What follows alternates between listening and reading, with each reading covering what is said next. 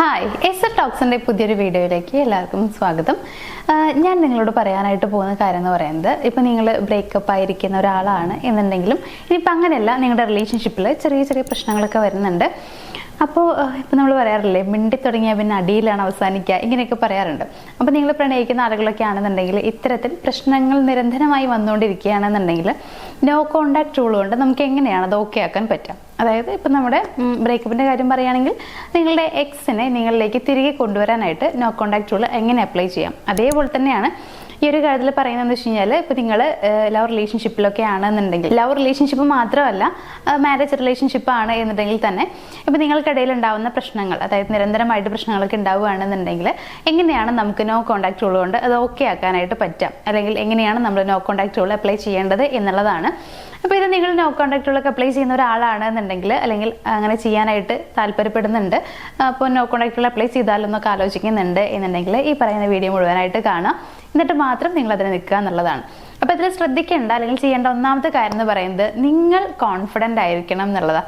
കുറേ പേർക്കുള്ള ഏറ്റവും വലിയ പ്രശ്നം എന്ന് വെച്ച് കഴിഞ്ഞാൽ, ഇവർ നോ കോണ്ടാക്ടുകൾ അപ്ലൈ ചെയ്യുന്നുണ്ടായിരിക്കും, പക്ഷേ ഭയങ്കര ടെൻഷനാണുള്ളിൽ, ഇത് ഓക്കെ ആവും. ഇനിയിപ്പോൾ നോ കോണ്ടാക്ടുകൾ അപ്ലൈ ചെയ്ത് കഴിയുമ്പോഴത്തേക്കും എന്നെ വിട്ടിട്ട് മുഴുവനായിട്ടും പോവുകയാണോ ചെയ്യാം. ഇനിയിപ്പോൾ അങ്ങനെയുള്ള ബ്രേക്കപ്പ് ആയിട്ട് ഇരിക്കുകയാണെന്നുണ്ടെങ്കിൽ ഇനിയിപ്പോൾ എന്തായാലും എന്നെക്കുറിച്ച് ആലോചിക്കാനുള്ള ചാൻസ് പോലും ഉണ്ടാവില്ല, നോ കോണ്ടാക്ടുകളൂടെ അപ്ലൈ ചെയ്ത് കഴിയുമ്പോഴത്തേക്കും തീരെ ഉണ്ടാവില്ല, ഇങ്ങനെയൊക്കെ വിചാരിക്കുന്നുള്ളതാണ്. നിങ്ങൾ ആ ചിന്താഗതി ആദ്യം ഒന്ന് മാറ്റാനായിട്ട് ശ്രമിക്കുക. അതായത് ഇപ്പം നിങ്ങൾ നോ കോണ്ടാക്ടുകൾ അപ്ലൈ ചെയ്യുന്നുണ്ടെങ്കിൽ ഏറ്റവും ആദ്യം നിങ്ങൾക്ക് വേണ്ടത് വിശ്വാസമാണ്. ഇത് നടക്കും എന്നുള്ള ഒരു വിശ്വാസം ഉണ്ടായിരിക്കണം. സംശയത്തോടെ ഒരിക്കലും ചെയ്യരുത്. അതേപോലെ തന്നെയാണ്, ഇത് ചെയ്യുന്നത് എൻ്റെ നല്ലതിനാണ്, എൻ്റെ ആഗ്രഹം നടക്കാൻ വേണ്ടിയിട്ടാണ് ഇത് ചെയ്യണത് എന്നുള്ള കൃത്യമായൊരു ബോധം നിങ്ങൾക്ക് ഉണ്ടായിരിക്കണം എന്നുള്ളതാണ്. അപ്പോൾ കോൺഫിഡൻ്റ് ആയിരിക്കുക എന്നുള്ളതാണ് ഏറ്റവും പ്രധാനമായിട്ടുള്ള കാര്യം എന്ന് പറയുന്നത്. ഇത് ഓക്കെ ആകും, ഞാനിത് ചെയ്ത് കഴിഞ്ഞാൽ ഇത് ഓക്കെ ആവും, അതിനാണല്ലോ ഞാനിത് ചെയ്യുന്നത് എന്നുള്ള ചിന്ത നിങ്ങളിലേക്ക് കൊണ്ടുവരാൻ ശ്രമിക്കുക. നമുക്കിപ്പോൾ ഈ പറയുന്ന പോലെ ഭയങ്കര ടെൻഷനും കാര്യങ്ങളൊക്കെ വരികയാണെന്നുണ്ടെങ്കിൽ നമുക്ക് ഇതിലേക്ക് കോൺസെൻട്രേറ്റ് ചെയ്യാൻ പറ്റില്ല എന്നുള്ളത് മാത്രമല്ല, ഇപ്പം നമ്മൾ നോ കോണ്ടാക്ട് റൂളിൻ്റെ ഒരു ടൈം പീരീഡ് അവസാനിക്കുമ്പോഴത്തേക്കും തന്നെ നമുക്ക് കൺട്രോൾ ചെയ്യാൻ പറ്റില്ല. ചിലപ്പോൾ നമ്മൾ അവരെ വിളിച്ചു പോകും, അല്ലെങ്കിൽ മെസ്സേജ് അയച്ചു പോകും, അല്ലെങ്കിൽ നേരിട്ട് അവരെ കാണാതെയെങ്കിലും അവരെ കാണാൻ നമ്മൾ ശ്രമിക്കും എന്നുള്ളതാണ്.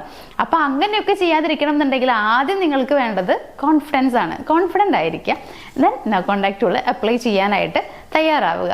ഇനി രണ്ടാമതൊരു കാര്യം എന്ന് പറയുകയാണെന്നുണ്ടെങ്കിൽ, നിങ്ങൾ കറക്റ്റ് ഒരു ടൈം പീരിയഡ് സെറ്റ് ചെയ്ത് വെക്കുക എന്നുള്ളതാണ്. ഇപ്പോൾ നിങ്ങൾ പറയുകയാണെങ്കിൽ ഒരു 2 ആഴ്ചത്തേക്ക് ഞാൻ ഇയാളെ കോൺടാക്ട് ചെയ്യില്ല, അല്ലെങ്കിൽ 2 ആഴ്ചത്തേക്കാണ് ഞാൻ ഈ ഒരു റൂൾ അപ്ലൈ ചെയ്യുന്നതെന്നുണ്ടെങ്കിൽ, ആ 2 ആഴ്ച നിങ്ങൾ എന്തായാലും ഈ ഒരു സംഭവം, അതായത് നോ കോണ്ടാക്ട് റൂൾ കൃത്യമായിട്ട് തന്നെ ചെയ്തിരിക്കണം. അതിൻ്റെ ഇടയിൽ നിങ്ങൾ ഒരിക്കലും അവരെ കോൺടാക്ട് ചെയ്യാനായിട്ട് ശ്രമിക്കരുത്. ചിലർ ചെയ്യുന്ന ഒരു മിസ്റ്റേക്കും അത് തന്നെയാണ്, ആ ഒരു സമയം കഴിയുമ്പോഴത്തേക്കും തന്നെ ചിലപ്പോൾ അവർ വിളിക്കുകയോ സംസാരിക്കുകയോ ഒക്കെ ചെയ്യും. അങ്ങനെ ചെയ്തിട്ട് യാതൊരു കാര്യമില്ല. നമ്മൾ നോ കോണ്ടാക്ട് റൂൾ അപ്ലൈ ചെയ്ത് കഴിയുമ്പോഴത്തേക്കും ചിലപ്പോൾ അവരുടെ കോൾ നമ്മളിലേക്ക് ഇങ്ങോട്ട് വരികയാണ് ചെയ്യുക, അല്ലെങ്കിൽ ഏതെങ്കിലും രീതിയിലുള്ള ആ റിലേഷൻഷിപ്പ് മുന്നോട്ട് കൊണ്ടുപോകാനുള്ള ഒരു എഫേർട്ട് അവരുടെ എടുക്കാനായിട്ട് തുടങ്ങും എന്നുള്ളതാണ്. അതിന് വേണ്ടിയിട്ടാണ് നമ്മൾ വെയിറ്റ് ചെയ്യേണ്ടത്.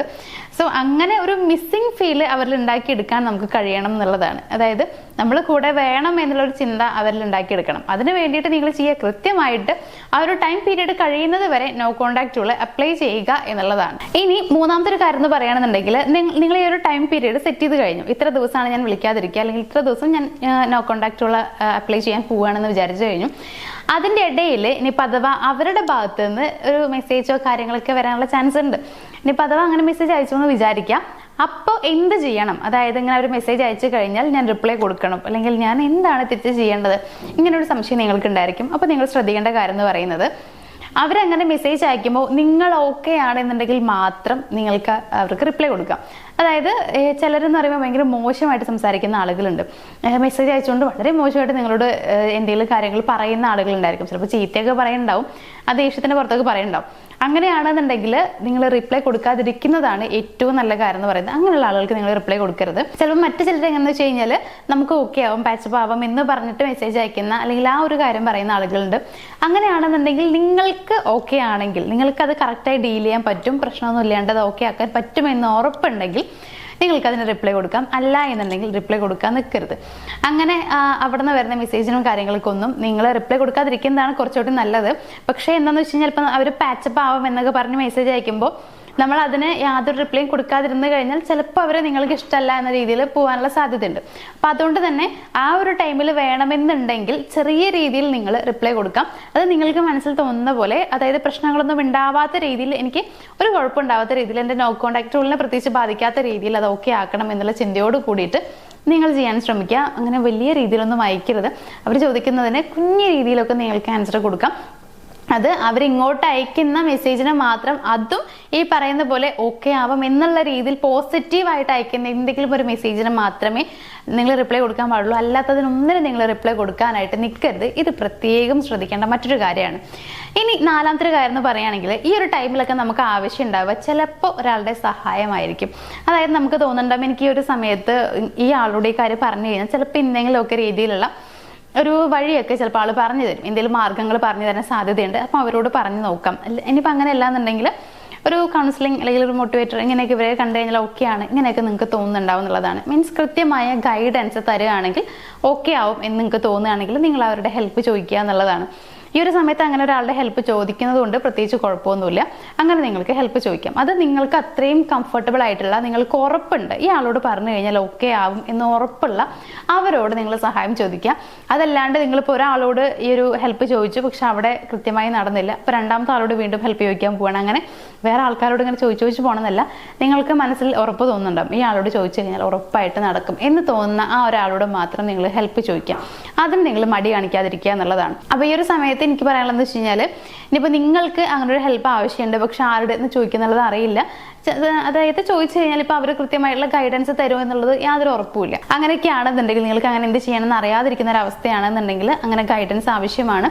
റിലേഷൻഷിപ്പ് ഓക്കെ ആവണം എന്നൊക്കെ ഉണ്ടെങ്കിൽ നമ്മുടെ സ്ക്രീനിൽ നമ്പർ കൊടുത്തിട്ടുണ്ട്, ഒന്ന് കോൺടാക്ട് ചെയ്യുക. മീൻസ് ഞങ്ങളെ നിങ്ങൾക്ക് കോൺടാക്ട് ചെയ്യാം. എന്നിട്ട് എന്താണ് നിങ്ങളുടെ പ്രോബ്ലം എന്നുള്ളത് പറയാം. കൃത്യമായിട്ടുള്ള ഗൈഡൻസ് ഞങ്ങൾ നിങ്ങൾക്ക് പ്രൊവൈഡ് ചെയ്യുന്നുണ്ട്. അപ്പം നമ്മൾ പറഞ്ഞു വന്നിട്ടുള്ള കാര്യം എന്ന് പറയുന്നത്, ഇത്തരത്തിൽ നിങ്ങൾക്ക് ഓക്കെ ആയ, കംഫർട്ടബിൾ ആയ ഒരാളോട് ഹെൽപ്പ് ചോദിക്കാൻ മടി കാണിക്കാതിരിക്കുക എന്നുള്ളതാണ്. ഇനി ഏറ്റവും ലാസ്റ്റത്തെ ഒരു കാര്യം എന്ന് പറയുകയാണെന്നുണ്ടെങ്കിൽ, ഇപ്പം നിങ്ങൾ ആരെയാണോ ഓക്കെ ആക്കണം എന്ന് വിചാരിക്കുന്നത് ആ ഒരാളുടെ അപ്ഡേഷൻസ് ഒക്കെ അറിയാനായിട്ട് ശ്രമിക്കുന്ന ഒരാളാണ് നിങ്ങളെന്നുണ്ടെങ്കിൽ അത് സ്റ്റോപ്പ് ചെയ്യുക എന്നുള്ളതാണ്.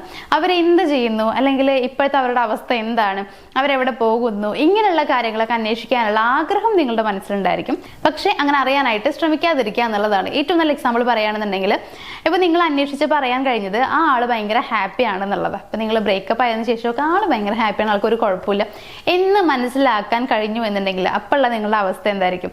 വളരെയധികം സങ്കടമായിരിക്കില്ലേ? അതെന്തായാലും അങ്ങനെ തന്നെയാണ്. നമ്മൾ ഒരാളെ ഇഷ്ടപ്പെടുന്നു, നമ്മളെല്ലാവരുടെ മനസ്സിലുള്ള ആഗ്രഹം എന്താണെന്നറിയോ? ഇപ്പോൾ നമ്മളെ ഒരാൾ മിസ് ചെയ്യണം, അതായത് നമ്മളെ മിസ് ചെയ്യണം, നമ്മളില്ലാതെ അയാൾ ഹാപ്പി ആവാൻ പാടില്ല. ഇത് നമ്മളെല്ലാ മനുഷ്യരും ആഗ്രഹിക്കുന്ന കാര്യം. ഇപ്പൊ നമ്മൾ പുറമെ ഇങ്ങനെ വെറുതെ പറയാറുണ്ട്, എന്നെ കുറിച്ച് ആലോചിച്ച് ആരും വിഷമിക്കുന്ന എനിക്ക് ഇഷ്ടമല്ല, അല്ലെങ്കിൽ ഞാൻ കാരണം അങ്ങനെ ആരും വിഷമിക്കാൻ പാടില്ല, ഇങ്ങനെയൊക്കെ നമ്മൾ പറയാറുണ്ട്. പക്ഷെ സത്യം പറഞ്ഞാൽ നമ്മുടെ ഉള്ളിലുള്ള ആഗ്രഹം എന്താണെന്നറിയോ?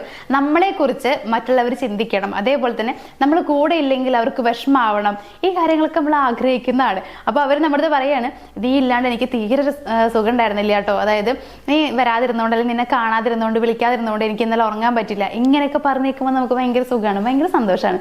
അത് സത്യമാണ്. അപ്പൊ നമ്മൾ ചുമ്മാ പറയുന്നതാണ്. എങ്ങനെ നമ്മളെ കുറിച്ച് മറ്റുള്ളവർ ആലോചിക്കണം നമ്മൾ ആഗ്രഹിക്കാറില്ല, ഇങ്ങനെയൊക്കെ അതൊക്കെ വെറുതെ പറയുന്ന കാര്യങ്ങളാണ്. എല്ലാ മനുഷ്യനും ആഗ്രഹിക്കാറൊക്കെ ഉണ്ട്. അപ്പൊ അതേ സംഭവം തന്നെയാണ് ഇവിടെ എന്ന് പറയുന്നത്.